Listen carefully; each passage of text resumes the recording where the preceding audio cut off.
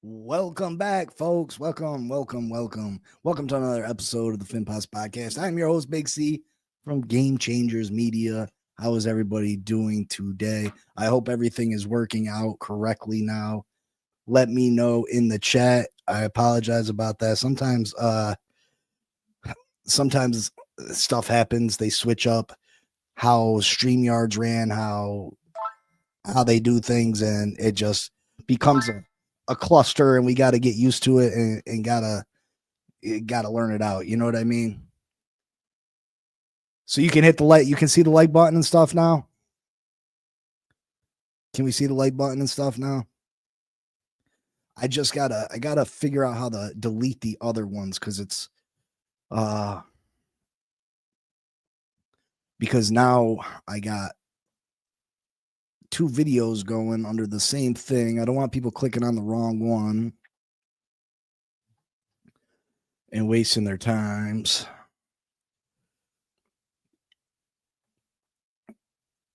How do I delete? Edit video. Oh man. So where was I? Yeah, I still feeling good over the Buffalo win. You know, we can't get too caught up into it, but it feels good. You know, in a season like this, we deserve to sit there and you know what I mean? We get to enjoy this. We got to as fans. We got to take a moment and have a chance to have something to cheer for, something to be happy for as far as this season goes. Right? Now, if you look, we got to start looking towards the future. I mean, we can continue to feel good about this win against Buffalo. We can feel good about how we looked against Atlanta a couple weeks ago.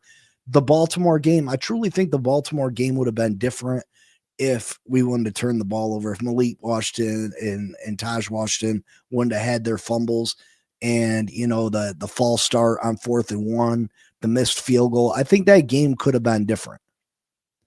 Now, Mike McDaniel, he said that they finally figured out the way they want to practice, the right way to practice. And, you know, he said that the week of the Atlanta game. Well, we come out and we beat Atlanta. We look really good against Atlanta. The next week we play Baltimore. We had no practices. So, you know, we come out and we lose. This week, full week of practices, getting ready for the Buffalo Bills. We hammer the Buffalo Bills. Now, if you take a look at the schedule, we're off to Spain to play the Washington Commanders. You know, Daniels is out. This is a team that we can absolutely beat. There's no question that we can beat the Washington Commanders. They haven't been the same team that they were last year. You know, the Miami Dolphins, if you look at the schedule, we have a bunch of games coming up that they could very easily win. Now, I think that's a trap for these Miami Dolphins. I really do, because the Miami Dolphins aren't making the playoffs. We're just not. We're not making the playoffs. And even if we did, you know, there's just too many holes on this football team, too many consistent injuries. There's no way that we're doing anything positive as far as making the playoffs or even are making a run. Say we did by some miracle make the playoffs. So I think the only thing that the Miami Dolphins can do right now is hurt themselves. They can hurt themselves because they can go from having a top 5 pick in this draft to falling down to the norm, the Miami Dolphins, where we live in mediocrity, that 13, 14, 15th spot, and then we miss out on the very elite players in the draft, and we get, you know, you can still find very good players at number 13, 14, 15, but you miss out on that top level game-changing talents that are in the first 5 picks of the draft. Because if you take a look at the schedule, we got Washington. That can be a win. Very easily a win. And then we have the Saints. Very easily can be a win. And then we have the Jets. Very easily can be a win. You put those 3 wins on top of what we got right now, you know, man, now we're talking about a situation that the Miami Dolphins no longer have a top 10 pick. And that affects not just the first round, that's the second round, third round, fourth round. You know what I mean? It pushes all those picks back. It greatly affects who we're able to grab. So, as much as I love to see the Miami Dolphins win and I can't cheer for them to lose, oh man, it's not in the best interest for the Miami Dolphins to go on some kind of mini run here. It's just not. It's just not. And then you got the Cincy game. That's winnable. Yes, Joe Burrow has started practicing again. That Cincinnati team's a different team with Joe Burrow. That Cincinnati team's a different team with Joe Burrow. We got Pittsburgh left. Pittsburgh can be beat. Pittsburgh, I'm not overly impressed with. I think we can beat Pittsburgh. Again, another game that, can greatly affect our draft position. And then we have Tampa Bay and New England. I think both those games should be losses for the Miami Dolphins. But if we finish the season, 5-2, that's not a good look. That's not a good look. We just missed the playoffs, but we're sitting at pick 15 through 18, and that's not what's best for this football team.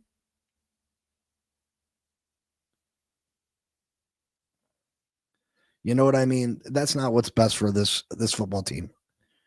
Does anyone get Tim Tebow vibes from Mendoza? I don't know if I get Tim Tebow vibes. I think Tim Tebow is more of an athlete. Mendoza is definitely he's more equipped as a thrower of the football than Tim Tebow ever was.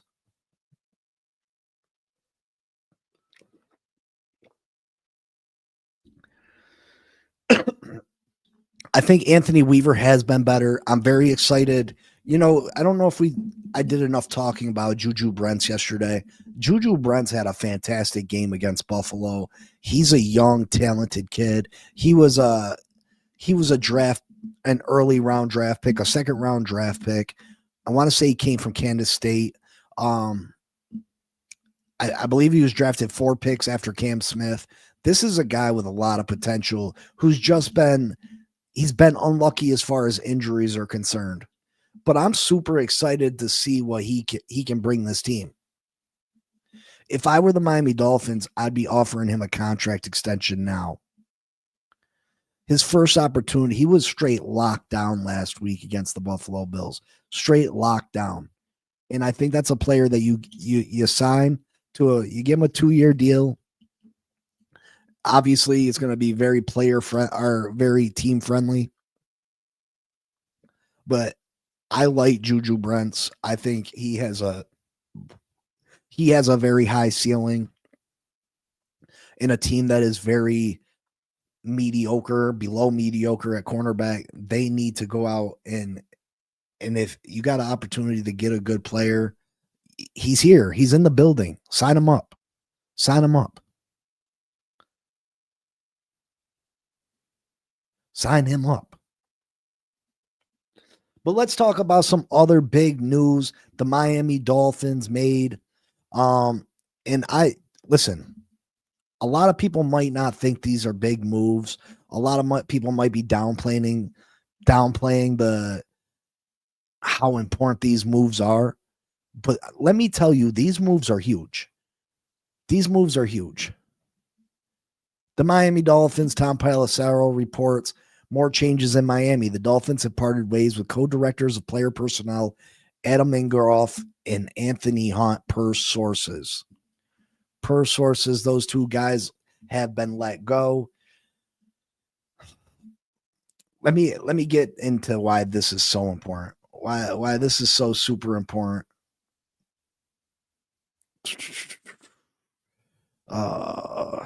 Where's she be? First off, let me tell you who these guys are. Hunt has worked with the Dolphins since 1994. Take that into consideration. He's been there years before Marino even retired. You know what I mean? Since 1994, Ingroff has been employed by the Dolphins since 1999. Listen, these guys been here a very long time, two of the longest tenured people in the Dolphins organization. Obviously 10 days ago, GM Chris Grier was released. These two guys, hold on one second. Sorry about that. I lost my place. Boo, boo, boo, boo, boo, boo, boo, boo.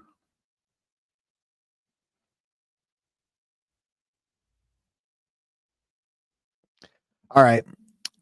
Ingolf joined as an area scout. He eventually worked his way up the director of college scouting in 2016 and then was promoted to co-director of pro personnel in 2019. And he's held that position until today. Hunt had a very similar path to the top. He was promoted to co-director of pro personnel in 2013. It's unclear exactly how much influence either Hunt or Ingolf in the Dolphins' lack of success since the turn of the century, but it's worth noting that both individuals outlasted multiple owners, general managers, and coaches. Nonetheless, this decision signals another step in what appears to be a broader restructuring of the Dolphins front office. These guys worked firsthand with Chris Grier. They were responsible for scouting, whether it's college players, free agents, upcoming free agents. They helped Chris Grier put this team together. They were in the field telling Chris Grier what players they liked, what players should be drafted, what players should be signed.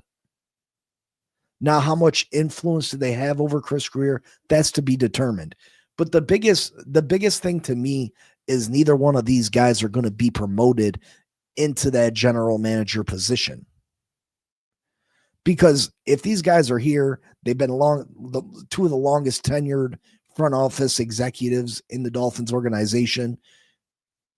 Stephen Ross could have very easily just promoted one of these guys, but then what do you have? You have exactly what we had. You have a Chris Grier clone. A Chris Grier clone. Just like when Jeff Ireland was replaced. You know what I mean? Like Chris Grier was Jeff Ireland. These guys are each other. If they come up from underneath them, they learn the aspects of the game. They learn to like the same players. That's why they're a team. Because Chris Grier, he respects their decisions. He respects their opinions. So obviously they see things very similar. And I think it's key that we're not just Stephen Ross is seeing that it's a broader problem. It's a broader problem. You know what I mean? It's not just one guy. It's the whole way that we scout talent, the whole way we evaluate talent when setting ourselves up for the NFL draft, for setting ourselves up at free agency. You know what I mean? This is huge. We get a different set of eyes in the scouting department for the first time since 1994, since Dan Marino was here. We've had the same set of eyes, the same group of people evaluating the collegiate talent since Marino retired. That's asinine. The game of football has changed so dramatically since 1994 till now. It's a completely different game.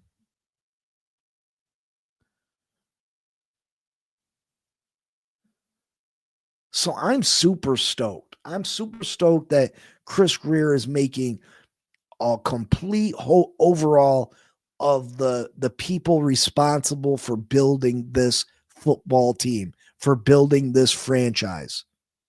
You got to be excited for that. You know, we can fire as many coaches and hire as many general managers in the last 25 years, but if you keep everybody else in place, you're basically just, you know, you're just replacing one part. It's not that big a deal. You have to tear it from the roots. If you pull a weed out just from the top, what happens? It grows back. You got to get down there and get the roots. If you really want the weed to stop growing, you got to get down there and get the roots. And that's what the Miami Dolphins, that's what Stephen Ross is doing now. He's getting the roots of the problem. And I'm super stoked. For the first time, I'm super stoked at the possibilities that lay ahead for the Miami Dolphins. Now, of course, we gotta hire the right people. We gotta hire the right people, and that's a big if. You know what I mean? That's a big question mark whether we're able to figure out who should be in those positions. But I'm just happy that it's not the same people. We've struggled to draft. We have. Now, have we had our occasional hits? Yeah. Have we had the occasional hit in free agency? Yeah. But I feel like we've had way more misses than we have hits. Maybe that's me just being, super critical, but I feel like there's a lot more misses than hits.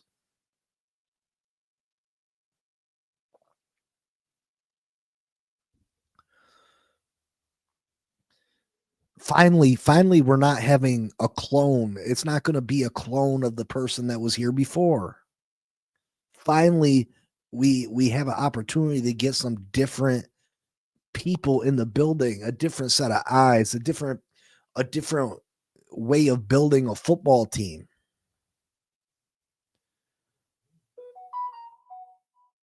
So I'm super stoked about that. Super stoked.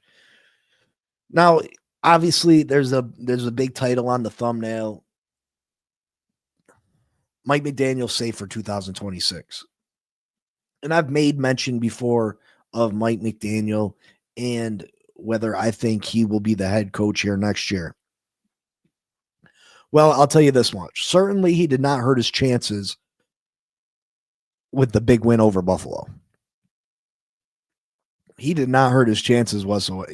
Listen, man, I'm sure Stephen Ross was absolutely giddy over the fact that we were able to beat Buffalo so convincingly.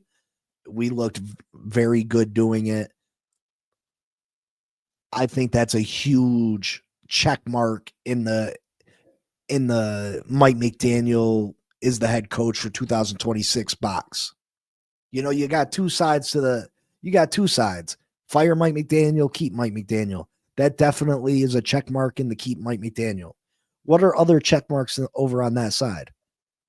Well, you got to give a check mark because Stephen Ross absolutely adores Mike McDaniel. That's a check mark. He loves the guy. He thinks he's super smart. He thinks he has a great deal of potential, which I can't deny. I think Mike McDaniel's super smart. I think Mike McDaniel has a bunch of potential. I truly do. Do I think sometimes he's too smart for his own good? Am I in love with his press conferences? No. Has he struggled at times with clock management? Yes. Has he struggled at times to make adjustments mid-game? Yes. But those are all things I think he could get better at. I think those are all things that can be better. He can be better at, and that he will get better at. Now, the real question to me is how much influence did Mike McDaniel have when it came to putting together the roster for the Miami Dolphins? I want those questions answered. I want those questions answered because if it comes out that Mike McDaniel was given the players that Mike McDaniel wanted and Chris Greer just gave him the players that he wanted and he listened to Mike McDaniel, then Mike McDaniel needs to go. No ifs, ands, or buts about it. But if it was that, and I don't truly believe that's the case. Chris Greer just doesn't come off that as that type of guy to be taking orders from the head coach. He doesn't come off as that type of guy. Now, do I think he listened to Mike McDaniel? If Mike McDaniel liked the player, sure.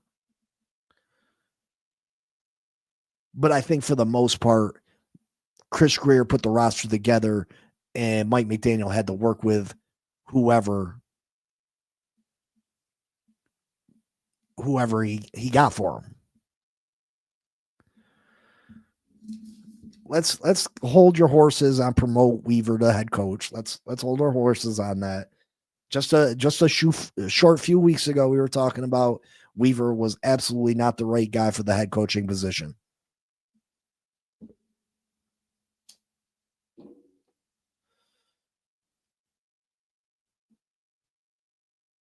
Another check mark on the Mike McDaniel box of keeping his job is the fact if we got to keep Tua Tagovailoa for one more season. Who else better to work with Tua Tagovailoa than Mike McDaniel? Who else better to work with Tua Tagovailoa than Mike McDaniel? There's no one better. Come on. At this point, there's no one better. Now, I think if we go into the draft and we take a quarterback with our first round pick, do I think that quarterback comes in and beats out Tua? No, I don't believe that. I don't believe a quarterback just steps in and beats Tua out for the job. Now, could it happen? Sure, it could happen. But Tua knows the playbook. Tua knows, Tua's not a bum. Tua's not a bum as much as everyone would like them label him as that. He's not a bum. Tua has a lot of areas that he's troubled in, but he's not a bum quarterback. You're not just going to come in and take his job. You're not just going to come in and outperform him in practice. That's for sure. Maybe in game time footage you could outperform him, but at practice, I mean, Tua's pretty sharp at practice. Tua's pretty sharp when he doesn't have to worry about being hit. How many times have we heard Tua's cooking at practice? You know what I mean?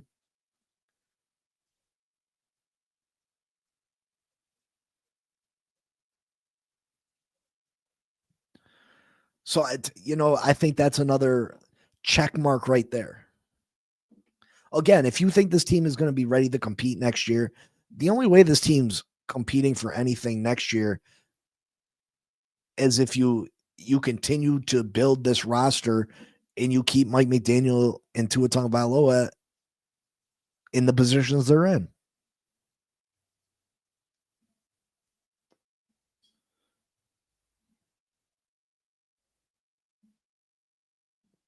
I mean, and listen, do I want to see that? Not necessarily. We're just in such a listen. If we could walk away from Tua free and clear this year, I would do it.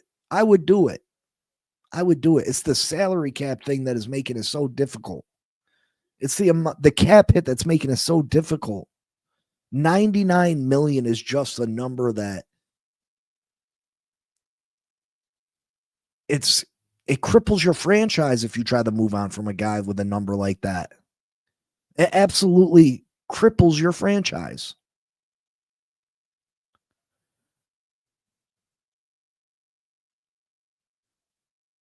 Like, what are you supposed to do? What are you supposed to do? I don't have the right answer. I just try to look at things and, realize that we're probably going to win a few of these last games. We're probably not going to get the quarterback that we want in this draft. We're not going to get him. You're going to win a couple of these games. You're going to push yourself out of probably a top 10 pick.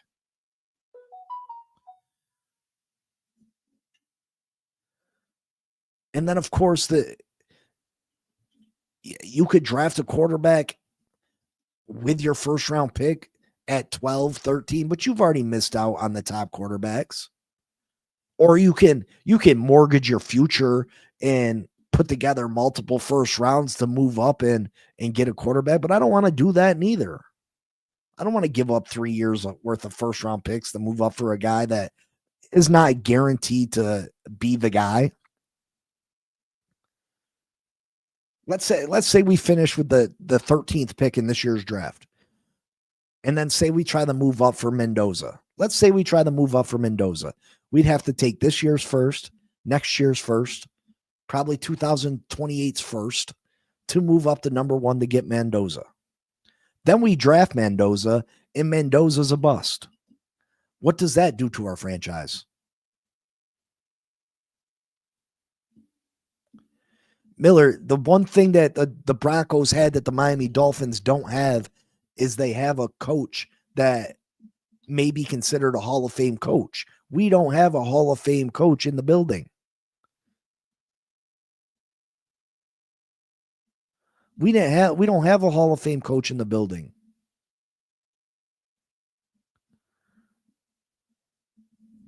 And Raphael, I realize we gave these guys all those years, but what's one more year? What's one more year? What's one more year? To me, I think the best course of action is you keep Mike McDaniel one more year. You keep Tua one more year. And listen, do I think we're dead in the water if we keep those two guys? No, I don't. I think if we get a competent general manager, real life, if we get a general manager that knows what the hell he's doing, if we get a general manager that knows what the hell he's doing. Now just hear me out. Hear me out before you criticize the plan. And I can't guarantee that this plan works, but hear me out. Mike McDaniel, you keep him next year. You hire your new general manager, you keep Mike McDaniel next year. You keep Tua because you're just the salary cap forces you to it. The salary cap forces you to it. You keep both those guys. Next year's team looks like this. You got Jalen Waddle. You got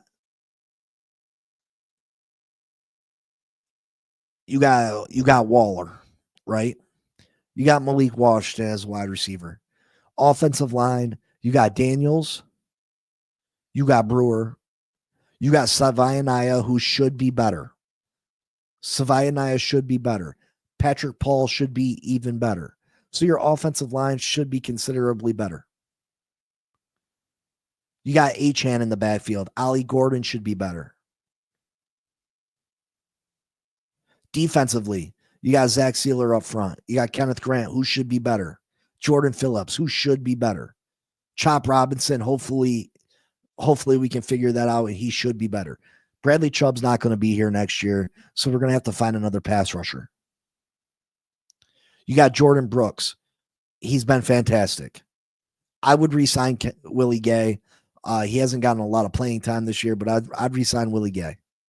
Dodson has been very good for us. In the secondary, you got Fitzpatrick. Dante Trader has played better. You got Jason Marshall, who hopefully he can continue to grow. Rasul Douglas, I'd bring him back for one more year. He's been fantastic for us. And Juju Brents, I'd bring back Juju Brents. Cater Kohu should be healthy next year. That's your slot guy. Hopefully he comes back healthy. So then you got the 12th pick in the draft. You go and you draft best player available to a point. If the best player is a player that you do not need, you move on and you go the next position. Jack Jones, possibly Jack Jones. I mean, there's some guys that are question marks. I'm just talking about guys that I would absolutely bring back. You go and you draft best player available. Right? You go through it, you maybe see where Tyreek is as far as his rehabilitation, what kind of money that he's seeking. You might be able to get Tyreek Hill back in the building super cheap. You might be able to get Tyreek back super cheap. So then you go through and you draft best player available. You go and you continue to build this team the proper way. Right? Let's say we take a top end a tackle in the first round. We take a corner in the second round. And then you fill out your roster, best player available through the 7 rounds. You got a couple 3rd round picks. You should be able to build this team pretty good. And then you get to 2027. Let's say we make the playoffs, losing the wild card. You fire Mike McDaniel. You release Tua Tagovailoa. Right there, we got a shit ton of salary cap space. Shit ton of salary cap space. You go in, you draft a court, you hire a coach who gets the opportunity to pick his quarterback. And by this time, because you had the 26 draft, you had your 25 draft guys. Your offensive line should be raring to go. You should have a pretty good offensive line. You should have a pretty good defensive line. Your secondary should be decent. Your linebackers are good. Your running back's good. Maybe you need another wide receiver. But all this team would really be needing is a quarterback. You go into that draft, you move up as much as you can. You get the quarterback that your coach wants. You got $100+ million in free agency money. You go out and you add a wide receiver. You go out and add a top flight corner. You go out and add whatever piece you need to make. And then automatically you got 5 years of a quarterback and a new head coach and a lot of salary cap because you don't got to pay your quarterback for the next 5 years to build a Super Bowl winning team. You got 5 years of your quarterback making minimal money to build a Super Bowl team around that quarterback.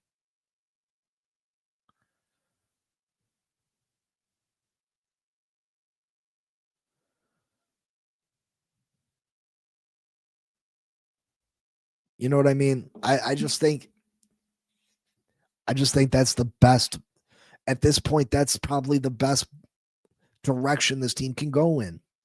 Now, I could be wrong. I could be absolutely wrong.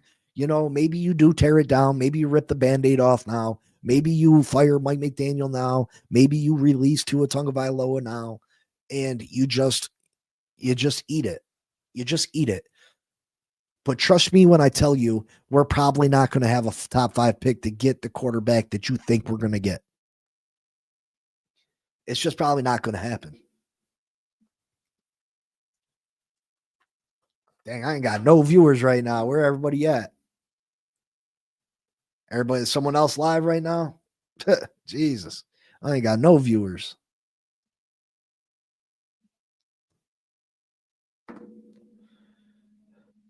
I started talking about keeping Mike McDaniel and Tua one more year. People want to bounce out on me. It is, I mean, that's my opinion. If you don't believe in my opinion, that's cool. Let me hear yours. Thank you, Bonnie. You know, and I'm not saying that that's the right way to go about it. I just think that's, for me, I see that the best course of action.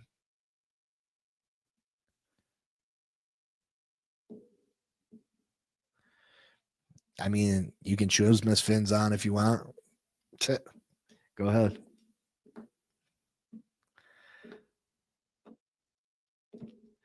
If that's where you want to get your content from, by all means.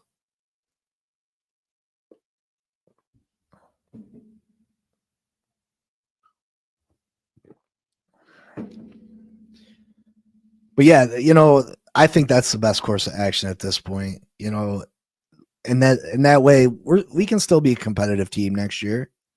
I mean, we've seen what Tua can do with a good offensive line. You know, we've seen what Tua can do if he has a defense to have his back. If Tua is able to play relaxed football where all the pressure is not on him, Tua can play good football. And it's only for one more year. It's only for one more year. After all the suffering this franchise has done and went through in the last quarter century, what's one more year to do it the right way? I just think one more year gives you an ultimate fresh start. You know what I mean? I think in that year's time, we can continue to build this roster. I think there's a lot of nice foundational pieces on this roster. Now we still need to see more from Jonah. We need to see more from Kenneth Grant, but we're starting to see it more. We're starting to see it more. Dante Trader, we're starting to see it more, right? Juju Brents, we're starting to see these players. We're starting to see these players produce. Jordan Phillips probably had his best game of his career against the Bills this past weekend.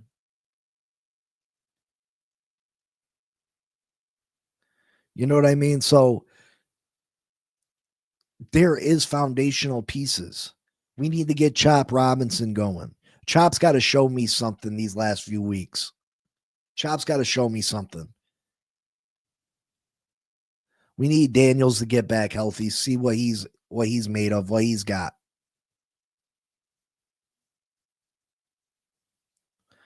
But we have pieces to build with. You add another draft onto that where we got multiple third-round picks, you add some more pieces. We got a good foundation. And then, like I said, in 2027, you hire a fresh head coach. You hire, you go and you find the quarterback of your future. And then you got a shit ton of salary cap space to go along with it. And then you have 5 fresh years with a quarterback to build a team around them.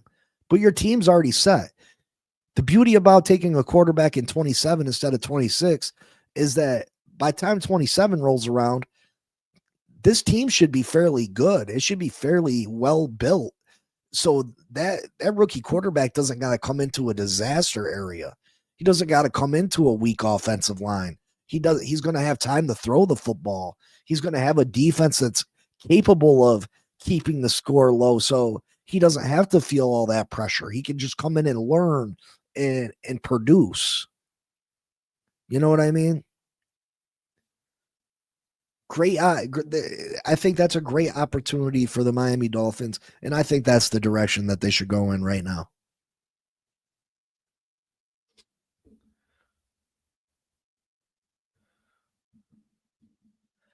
That's just my opinion. Again, maybe things change. Things could change by now in the end of the season. Things could change. But I gotta believe that Stephen Ross has gotta be leaning in that direction at the current moment. Now, don't get me wrong, if a head coach becomes available that you just cannot bypass, absolutely.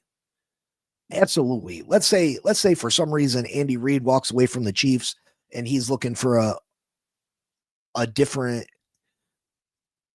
new challenge, a different experience. He's tired of the cold weather of Kansas City.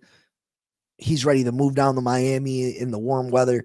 Absolutely. Absolutely. You jump all over that.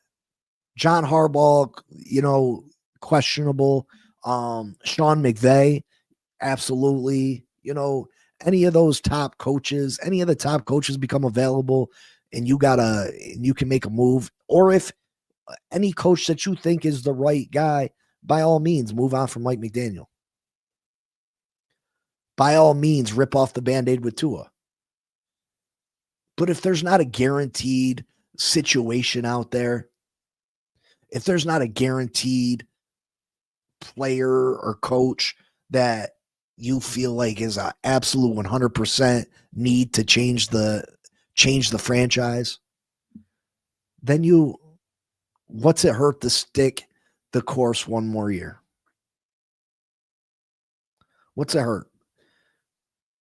Because I don't think moving on from Tua this year, moving on from Mike McDaniel this year is going to make us better in 26, nor the future. I don't think it does either one of the. I don't think it makes us better whatsoever. It's just a quicker. It's just a way to get there faster, I guess. But I don't even think it gets you there faster. I really don't think it even gets you there faster. Again, we're going to miss out on a top 5 pick this year. We're going to miss out on it. Now, what I will say is if you move on from Tua and Mike McDaniel this year, your 2027 draft pick, that should be a top 5 pick. That should be a top 5 pick. So that is one benefit. That's a huge benefit. Because I think if you move on from Mike McDaniel and Tua this year, you're going to be a really bad team next year, depending on who the quarterback is.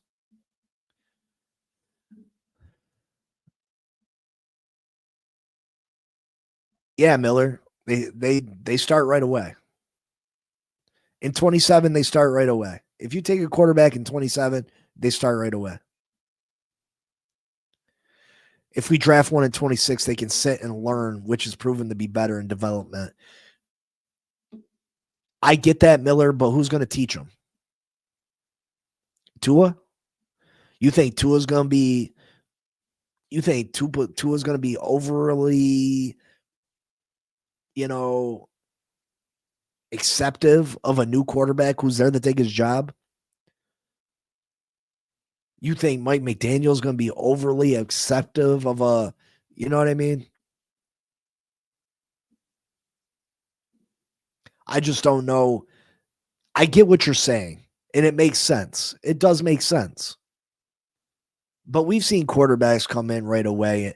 Like the league is different. The league is different. Quarterbacks can come in right away and perform, especially if you got the roster that I think the Miami Dolphins can have in 27. In 2027, I think we can have a roster that's a playoff roster. We just need the quarterback. And then, Miller, just because we take a quarterback in 27, you move on from Tua, maybe you sign one in free agency. Maybe you bring in a bridge gap quarterback in free agency. Maybe Baker Mayfield's available by then. Maybe, you know what I mean?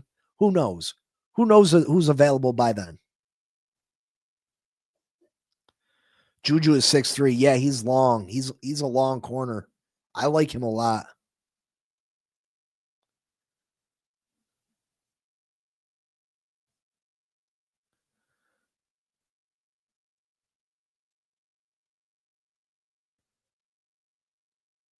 He's taller.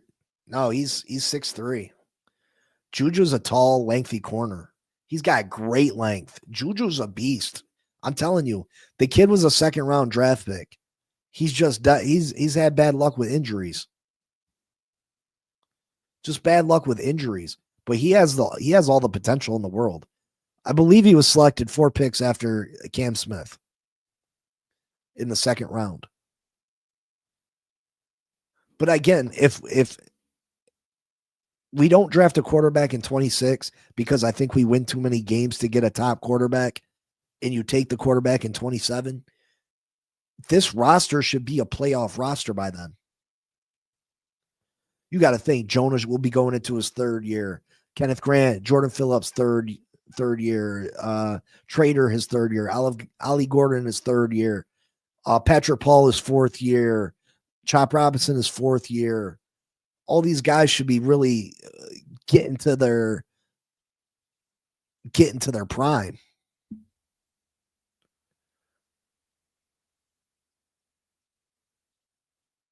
Yeah, you got Jalen Waddle, who's still young. You got Achane, who's still young. Like, I'm telling you, this team could be Juju still young. You know what I mean? You could have a really good roster in 2027 that you can draft a quarterback high, and they should be able to step in. And as long as they're competent, they should be able to play pretty good football because they got the supporting cast to support them as rookies.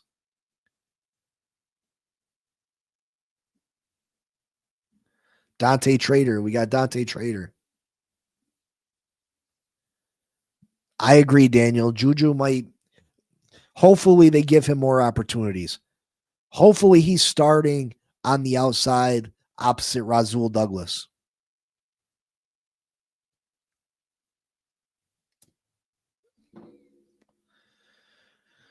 Jack Jones, he's made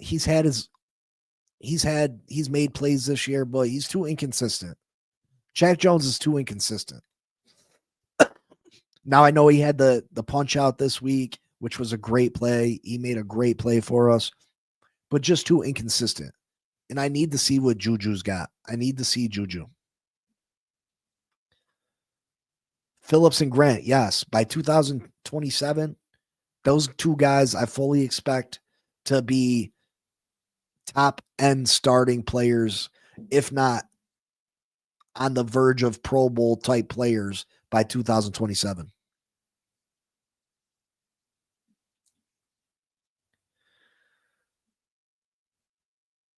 No, move Juju to nickel. We need Micah as safety. Move someone else at nickel. Move Marshall back to nickel. They had Marshall playing nickel. Juju is that boundary corner. He's 6'3". Have him on the boundary. Yeah, there's corners and safeties I like in the draft. And I think if we fall out the range of getting a quarterback next year, you got to start looking at maybe Caleb Downs, the safety out of Georgia. He's a top rated. They say he might be the most talented player in this draft. Now I know safety. I wouldn't say safety is as big a need as corner, but I mean a player of his caliber who, he's just fantastic at every aspect of the game. Ohio State. It's Ohio State.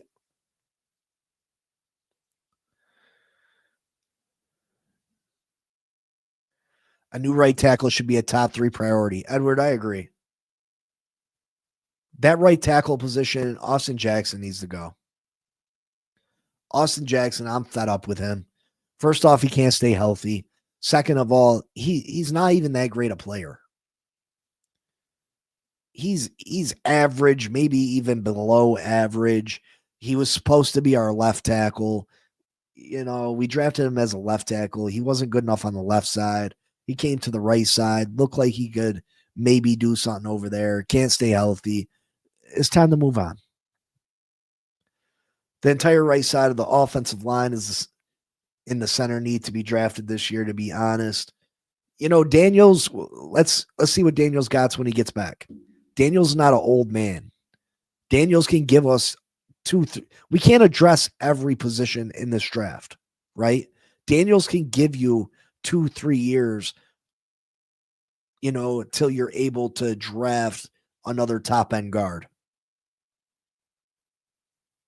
Tannenbaum from Oregon is good. Safety, second round. Yeah, we're going to go through all those positions. Don't you worry. We're going to tear it apart. We're going to do and we're going to investigate, right? We're going to investigate every position that the Miami Dolphins need, every player that the Miami Dolphins should draft. And we'll do plenty of mock drafts. Don't you worry. We'll get to it. Don't you worry. Don't you worry. But I'm very curious to see what direction this team goes. You know what I mean? I'm very curious to see who's available to be that next head coach of the Miami Dolphins.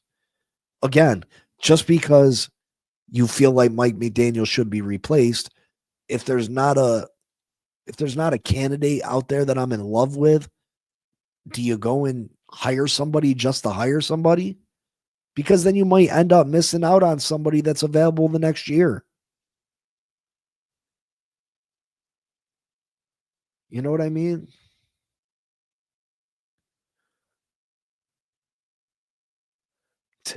Raphael's crazy. Ron Burgundy.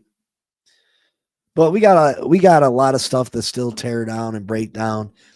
It feels good. Miami Dolphins beat the Buffalo Bills. We still got one more day of celebrating. Take it in, smell the roses, and then we got to worry about the Washington Commanders. And we need to have a real conversation about whether should we want the Miami Dolphins to beat Washington? Should we want the Miami Dolphins to beat the New Orleans Saints? Should we want the Miami Dolphins to beat the New York Jets? And I know it's hard to say. It hurts me to even mutter it out my lips. Maybe we lose to Washington, we lose to the Saints, beat the Jets, lose to everybody else, beat New England. I'll be all right with that. Let's just win. Let's just win the remainder of our divisional games, and we can lose the rest so we can have a decent draft pick. You know what I mean? But we got to have that discussion. It's hard. I can't personally cheer for this team to lose, but I don't want to see us fall down that draft board for no reason. These wins mean nothing to us. That's what's sad. Besides our pride, they mean nothing to us. So it hurts every time we pull one off. Now, the Buffalo one, we needed that. We needed that as a fan base. We did. We needed to beat the Bills. And it feels all so good. But the rest of them, we don't need them. They're pointless. They hurt us. They don't even help us. They hurt us. They're detrimental to rebuilding this football team. Like they damage us. So we'll talk about it. We'll talk about it. But I will see y'all tomorrow. I love y'all. I appreciate y'all. And you know what it is. It's always fins up forever and ever and ever till the day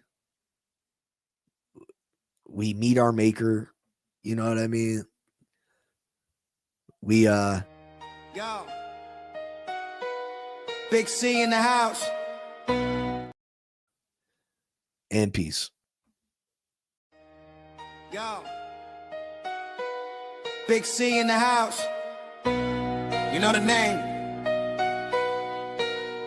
Finn Posse Podcast.